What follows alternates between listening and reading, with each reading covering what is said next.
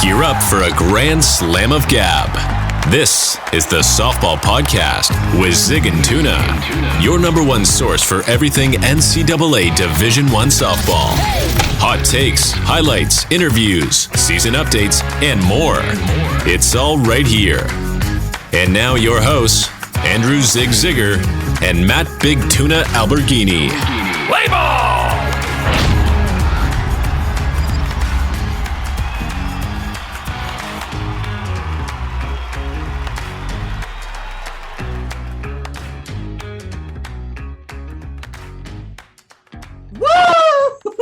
Let's go. Pumped to be bringing you guys the first ever episode of the Softball Podcast with Zig and Tuna. I'm Zig. And I'm Tuna. We got a great episode in store for you guys. Enjoy it. And here is the great Ciara Bryan. She sends it deep to right field. Huckabee goes back and watches it go. A grand slam for Ciara Bryan.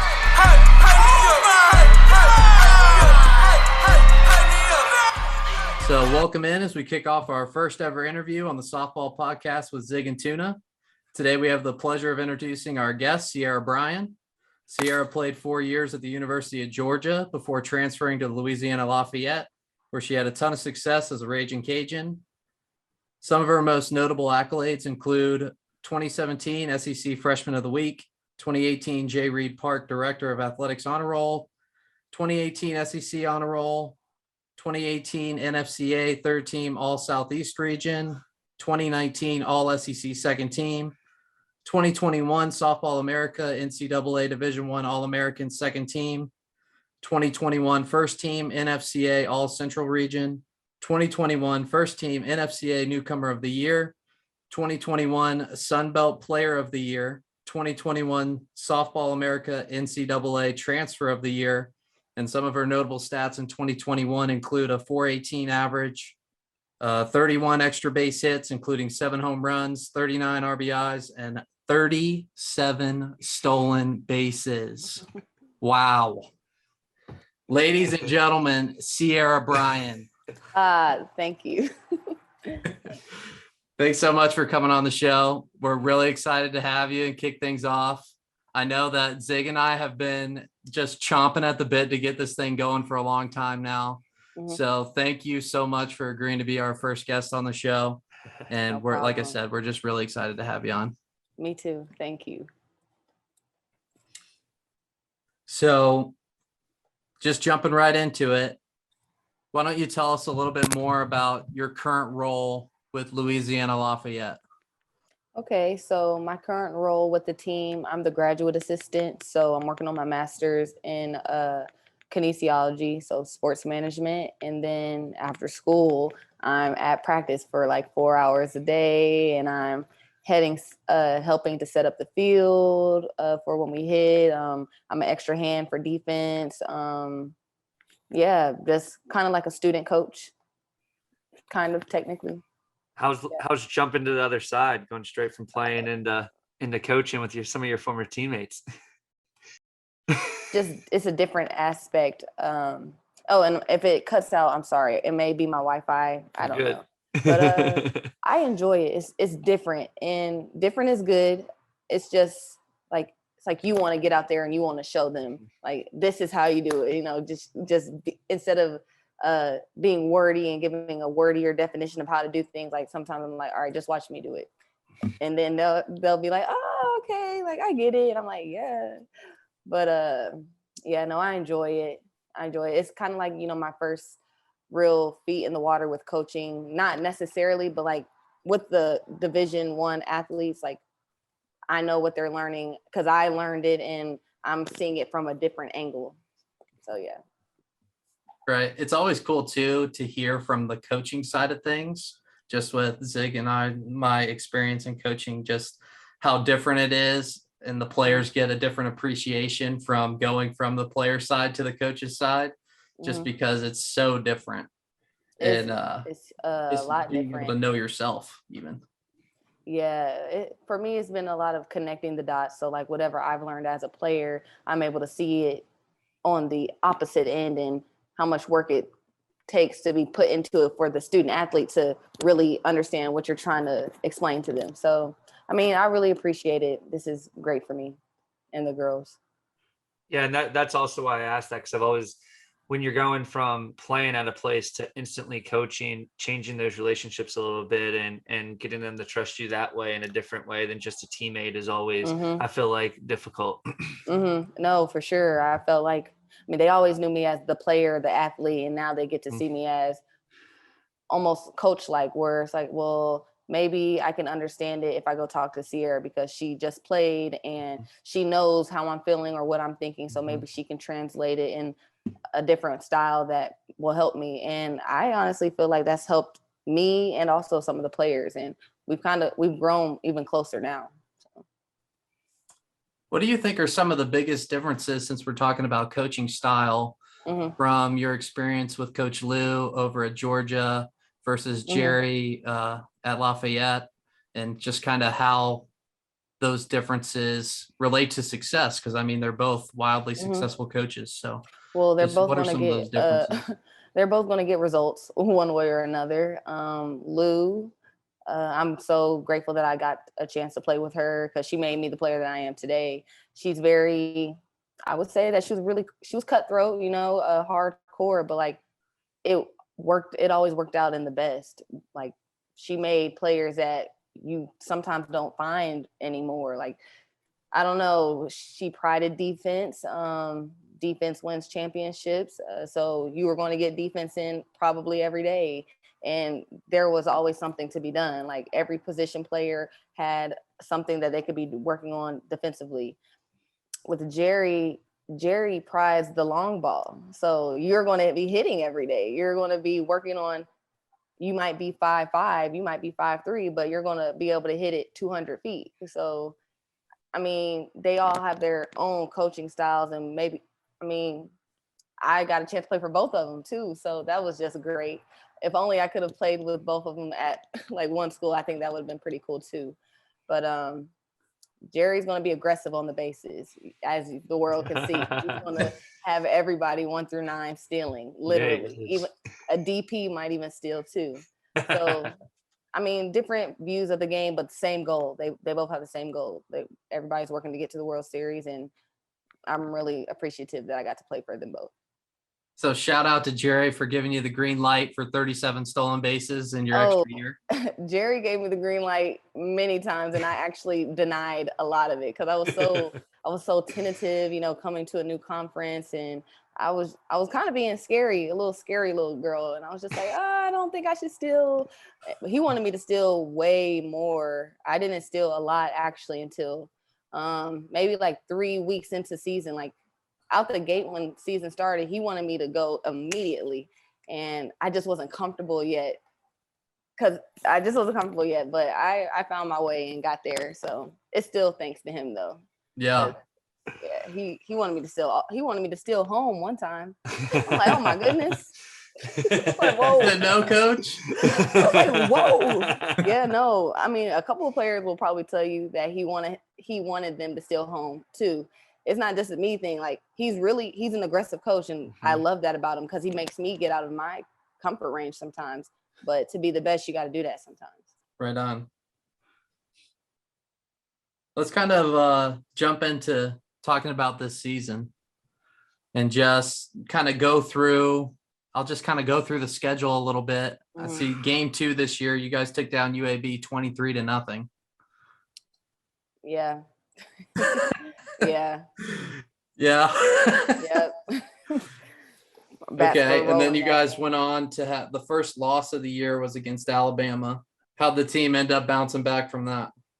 Well, I mean, take it as a learning experience. You learn from the game. That's how you grow. So you note down what happened. What could we have done differently? Could we have been better defensive wise? Did we make errors? So like, I just think that playing a team like Alabama, who almost always in the top 10, like it's always a way to learn and grow and move forward. That's one thing too that I think is great about Jerry. Always schedules a tough schedule. Yeah. Yep. He's making sure his team is prepared for postseason by doing that. Because you have to get those games in, because you don't want to get to postseason and not have played a team like Alabama or a team like Kentucky, Arkansas. You need those games early in our season.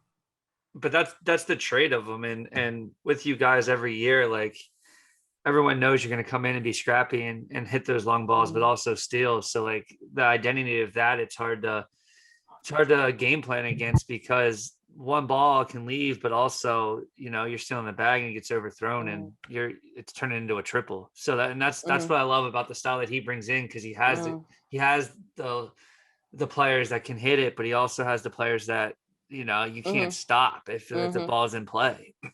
I agree. That's one thing that I can say. He wants a gritty team. He wants a team that's going to get it out the mud. They may not have the perfect swing, but they're going to swing, and you got the girls that are going to run. He likes athletes. You can get an athlete and they can play anywhere. We got outfielders that can play infield and vice versa. So I love that about this team. For sure. Yeah, every player that averaged at least 2 plate appearances this season hit over 300. Yeah. Like, and we also have a young team at that compared to last year's team. It was majority upper class team. Almost everybody that started was a senior, and then you lose those players, and then you have a freshman team. Not even freshman, but just a young team. So it was an eye opener to see, what this team could do, or if they would be able to keep up with the tradition with Louisiana softball and how well they could match up with that. But they've been doing their thing. So do you think that was huge for them last year to sit behind a lot of the transfers and the older players and learn? And you think that was huge for the success of this year with the players that left, building that foundation? And also, like with Sophie Piscos, our catcher, she redshirted last year, and then the red shirt was gone just like that. So like for her time to be able to sit back and watch Julie Rawls, our catcher then, and just to learn from all the experience and all the girls, older girls, transfer girls, just everyone, I think that also grew her game too, because we needed her this year and she's shown up definitely. And so I'm proud of her. I know, living up in the upstate, when they found out, all the fans and everybody around, when they found out you guys were coming, like they were more scared about that than when they saw Auburn. I mean, they were like, "Whoa." Yeah. I mean, we thought we were going to go to somewhere like Texas or somewhere like Alabama, because that's, D1 softball, and every like page like that talked about where we could potentially go. But I think it's going to be a fight, and I think it'll be fun. Yeah, that's going to be a great regional matchup. We got Clemson, Auburn, UNCW. Don't sleep on them. And of course, you guys. You can't sleep on anybody. Yeah. So UNCW, I think they're 6th in the nation in ERA, and they're like third in steals. Third in steals. So yeah, they're right up y'all's alley in the way that they play the game, huh? Once postseason starts, you can't sleep on anybody. Like every game is up for grabs. And that's what I've learned in my experience. We played George Washington. Oh my goodness. That's my dog. We played George Washington last year in postseason, and we had to earn that win. It was not easy. So like, you just got to bring your best, and whoever wants it more, that's who's going to be the winner. So y'all will kick off against Auburn, right? Right. So when does that preparation start for your ball club? Is that something that you guys are already looking at the video, already dialing in your machines to mimic what that pitcher throws? Or is that something that you're more talking about later down the line, maybe the day before the game, since you got so many games against different opponents in the weekend? That started yesterday when we found out that's who we were playing. We immediately started watching film, and even today, that's what we've been working on. We can't get to any other game before we get through the first game, and that's who we are focused on right now. Absolutely. Maddie is the truth. So their starting pitcher, who's got a 1.77 ERA this year. She's 23-9 in the circle. She's thrown over 182 innings and has 258 strikeouts, featuring a rise ball and a good off-speed pitch for swing and miss.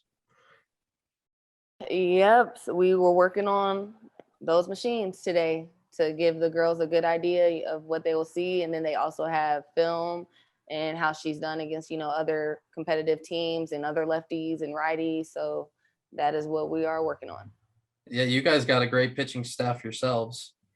Lamb, Landry, and all the others. I mean, just really like a four-headed monster. Yeah, no, that's also another thing that I like about this year's team is we have diversity among our pitching staff, and I think that plays to our better hand. So that's nice to have.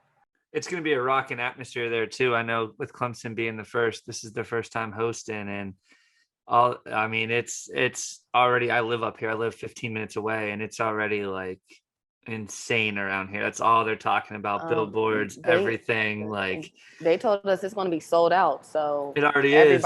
Everybody's preparing, because, you have girls that have played in a regional before, and you have people that have not played in a regional. So when you haven't played in an atmosphere like that, you can be nervous, you can have anxiety. So like we're all mentally preparing for those that have been there and those that haven't, just so, we can still play our best. Because ultimately, that's what you want, that kind of atmosphere. You want it to be packed and crowded. That feels great. I love that. I love that. So. Yeah, I've never been to Clemson's new stadium, but I've seen a lot of pictures and videos, and man, it looks legit. It's really nice. I went my junior year, I believe. It was either my junior or my senior year at Georgia. It was like right when I think their season was like, they had their first official season, I believe, maybe. And we were, one, surprised because they were really great. And then two, the field was great. The atmosphere was great. They had fans. It was packed. We were like, whoa. No, they didn't come to play. Well, we didn't come to play. We came to their house, but it was really nice. So I'm thinking about the memories I had at Clemson. I'm like, you guys got to bring it, because they're not going to roll over and, just let you take it from them. Yeah. Sure. Yeah. We got walked off there this year in 2-run bomb. Yeah, they got hitters, they got pitching, they got athletes. I mean, they got it all. So kudos to them. So I guess shifting gears a little bit, I'd like to give the audience a little bit more of a background of you, the person, not just the softball player. So, okay, where did you grow up? And then leading into, what are some other things you enjoy off the field? Okay. Well, I grew up in Covington, Georgia. That is near Conyers, near Oxford. So like 45 minutes from Atlanta. I played a lot of sports growing up. I played softball, I ran track, I did cheerleading. Those were the big three. I was always in, like when one sport ended, I did the next. And I did cheerleading for a really long time. I loved cheerleading. That was like my first love. But obviously, I mean, there's only so much cheering that you can do. So yeah. And then track, I did track just to, stay in shape, to stay fast. It helped me on the softball field. So I didn't have a love for it. I mean, I hate running, but you hate it. But I mean, I used it to my advantage for softball. I played softball. I played for a couple of different organizations, but the biggest organization I played for was the Georgia Impact. And that's a big organization out of Georgia. There's usually like a big three, which is the Atlanta Vipers, East Cobb Bullets, and Georgia Impact. And usually, I mean, softball players know the three. And I played 18U softball, like as soon as I got to high school. So it was really, it was kind of scary, but it was fun. It's fun to play with older girls that got commitments to big schools, because it just makes you want to play hard too. And the reason why I played for an older team was because Jerry Glasgow was like, hey, I got this team that I want you to go play for, and this will be great for you. Because me and Jerry have like long history, because he recruited me when I was like 12, back in the day when the rules were different than now. But he originally recruited me to go to Georgia when he was at Georgia. So that's why he was like, I want you to go play with these older girls. And so that's what I did. When the big man say go do that, that's what you go do. So yeah, there's that. Do I have any hobbies outside of softball? Not really. I mean, I have a puppy. She's a Doberman. we go on long walks. I like to look at sunsets, which sounds funny saying it like that, but like I don't really have hobbies. I like the nature. I like to be outside, taking in the ambience of whatever's around. But softball's really like been everything that I've done since I was like a child. Softball, go to the park, you're playing 6 games a day, go home, go to school, that's something that I've been doing since forever. So to have this like short little break before I start playing, it's needed because, sometimes you can get wrapped up in doing something that you don't even kind of know who you are because you think that's who you are is a softball player. But no, I'm definitely more than a softball player. Was being from Georgia, was Georgia always the dream? Honestly, I just wanted to go play competitive softball. So like I was interested in a couple of different SEC schools. My dad and his family, they're from Tennessee. So I had gone to, oh my goodness.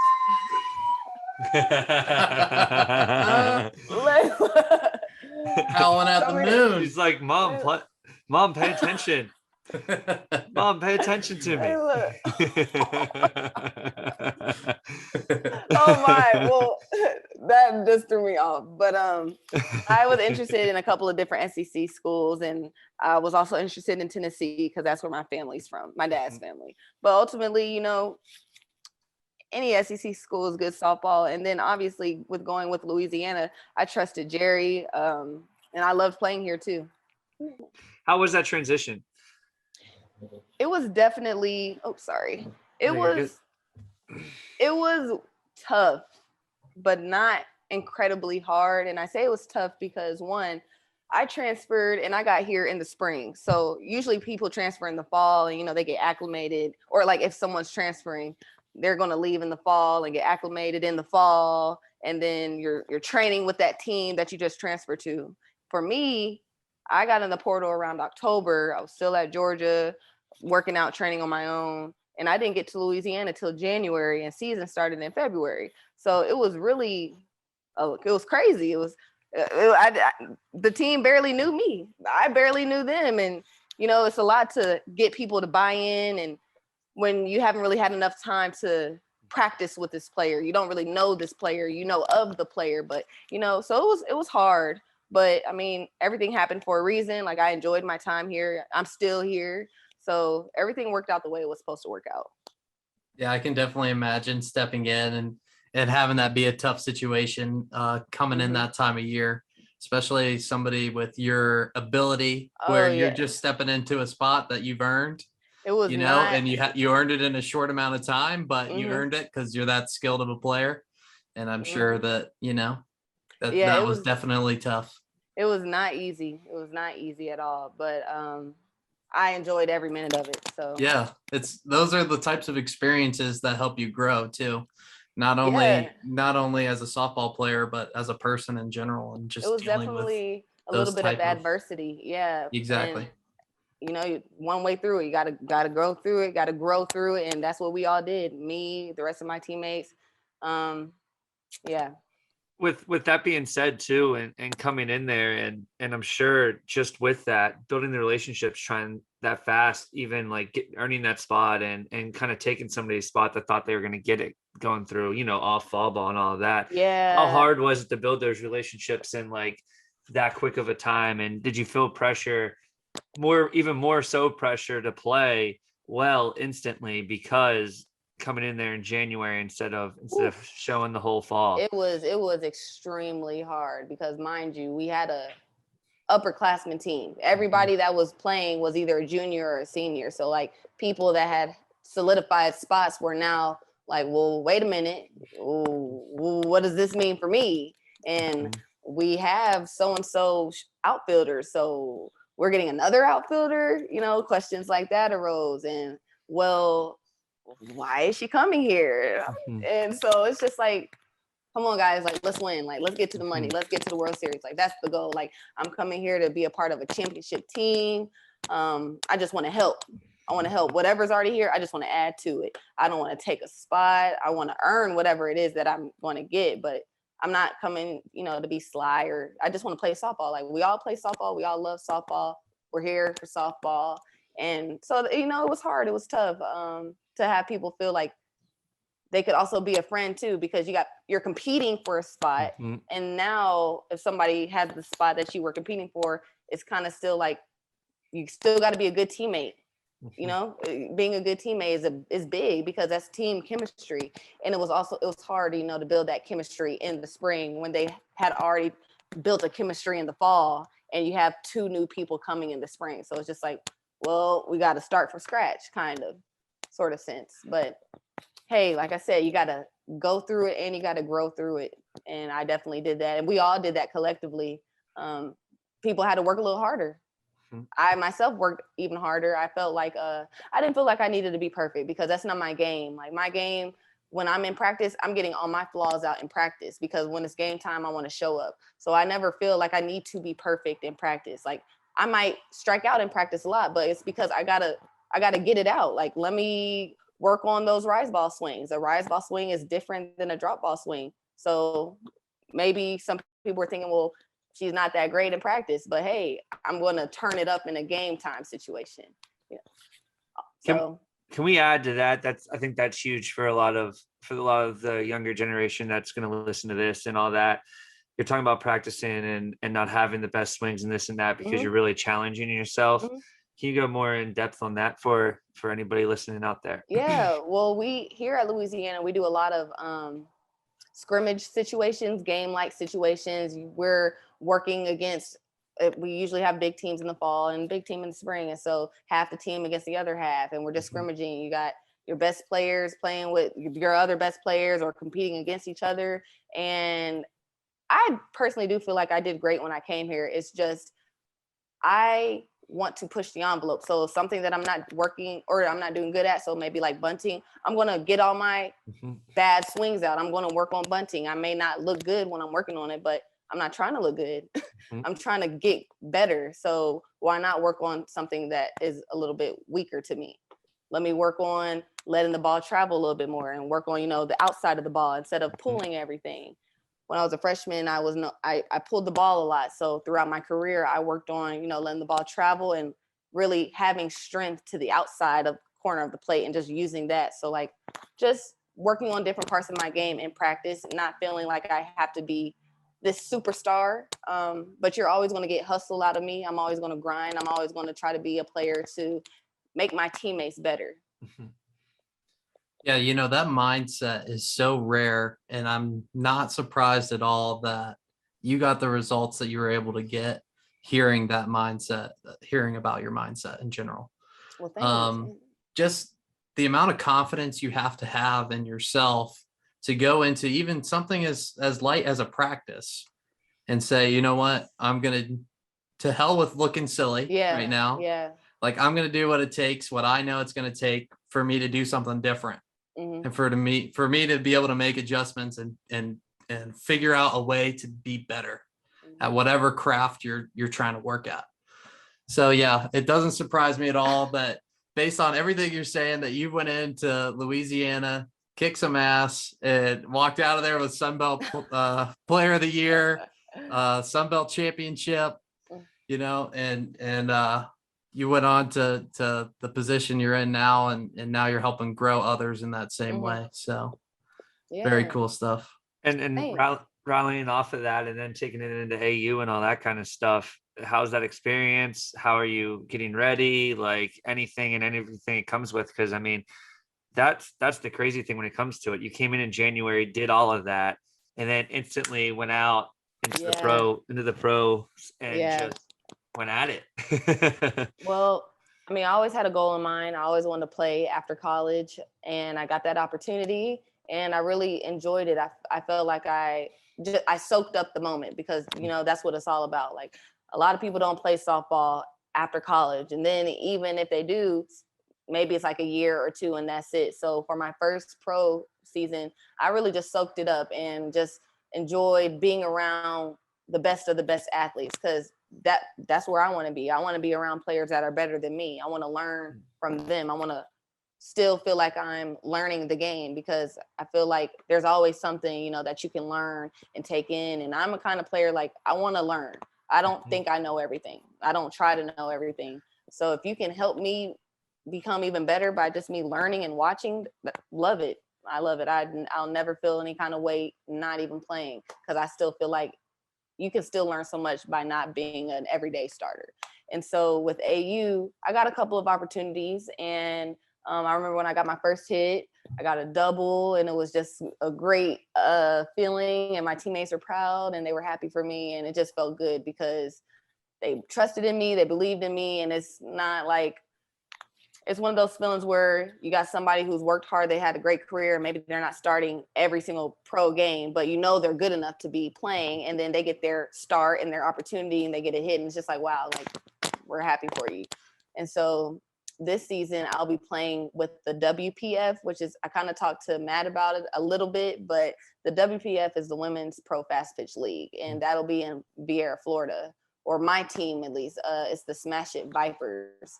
So the Vipers and the Pride will be playing an exhibition style season this year.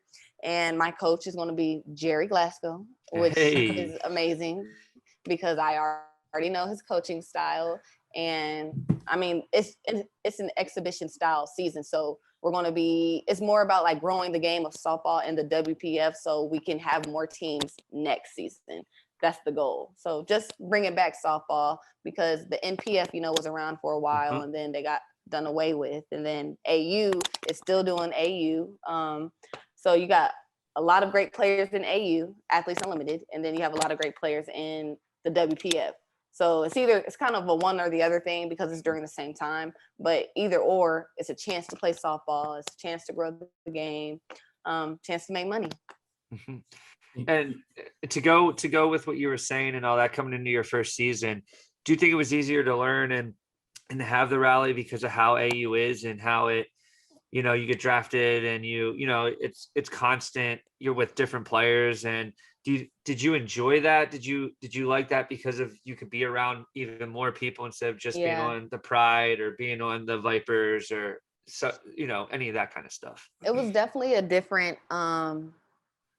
I don't want to say it was a different environment because it wasn't. It was nothing but like great people, great athletes, girls that want to, or women that want to inspire other women to keep going.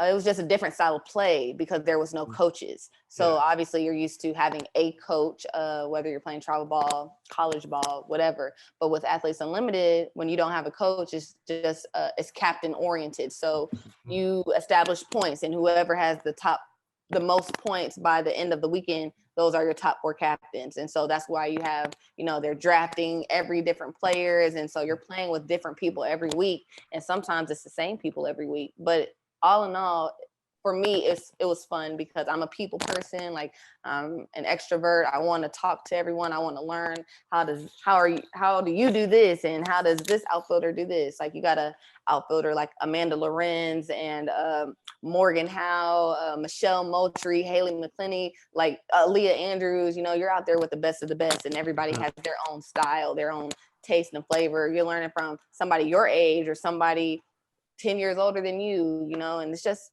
about just taking it all in. That's what I did. I took it all in. That's awesome. And you're actually throwing a shout out there for episode 2 with Morgan. Yes, that's my girl. Yep. And with that being down in Vieira this summer, and how are you excited for it? Kind of a new feel. No, I'm excited. One, because like I said, I always feel like I'm the best me when I'm learning the game. And now I'm going to be playing the game with a bunch of girls, some that I know, some that I don't know, but it's going to be super fun because we're going to be in Florida. We're going to be in the sun.